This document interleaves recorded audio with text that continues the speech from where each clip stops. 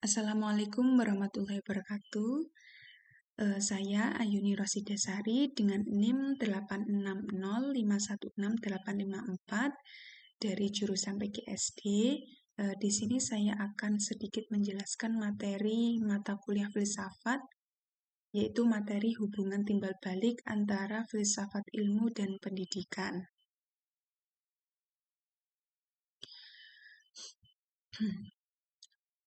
Baik, di sini akan sedikit saya jelaskan untuk pengantar ya filsafat ilmu dan pendidikan.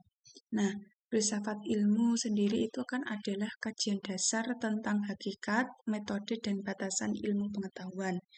Dalam bidang ini itu kan mengkaji bagaimana pengetahuan itu diperoleh, divalidasi, serta dikembangkan secara sistematis.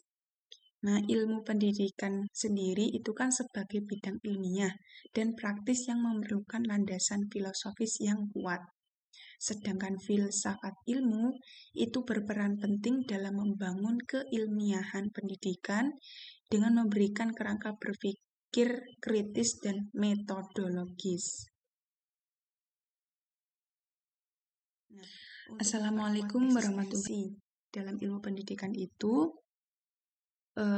ada di slide itu kan ada 2 poin. Nah, poin yang pertama, validasi epistemologis memastikan ilmu pendidikan memenuhi kriteria keilmiahan yang valid, termasuk baik dari metode penelitian yang sistematis, serta dapat dipertanggungjawabkan secara akademis. Nah, untuk poin yang kedua, klarifikasi ontologi dan aksiologis. Itu kan mendefinisikan objek dan ruang lingkup pendidikan itu secara jelas serta menentukan nilai dari tujuan pendidikan itu yang hendak dicapai. Nah, bahwa dapat kita simpulkan ya dari sini bahwa filsafat ilmu itu kan dapat mencermati persoalan-persoalan pendidikan agar pendidikan itu kan lebih berkembang, sedangkan pendidikan memberikan wujud nyata bagi filsafat ilmu dalam mengembangkan dirinya sendiri sebagai ilmu yang ilmiah. Jadi ilmu pendidikan diawasi oleh filsafat ilmu sehingga eksistensi, keilmiahan, dan nilai dari ilmu pendidikan semakin kuat dalam memediasi persoalan pendidikan. Praktik tersebut kan kita pastinya akan melalui sebuah pengalaman nyata di ruang kelas, di mana konsep-konsep filosofis tersebut diuji kebenarannya. Itu. Jadi terdapat interaksi timbal balik antara praktik pendidikan dan pengembangan konsep filosofis yang saling menguatkan.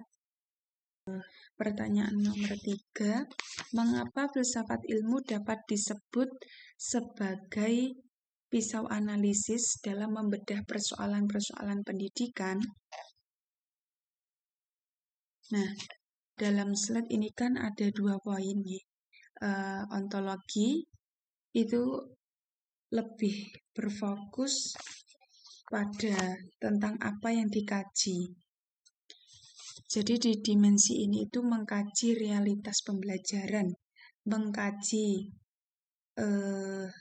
realitas pembelajaran yang dimaksud itu adalah merujuk pada situasi, kondisi, dan fakta sebenarnya yang terjadi di pembelajaran tersebut yang terjadi di lapangan gitu. Jadi hakikat siswa dan guru serta objek yang dipakai dalam pendidikan itu menjadi fokus kajian ilmiahnya gitu. Terus pada poin yang kedua, epistemologi. Bagaimana cara mendapatkan dan memvalidasi pengetahuan pendidikan? Untuk aksiologi, nilai dan tujuan pendidikan apa yang hendak dicapai.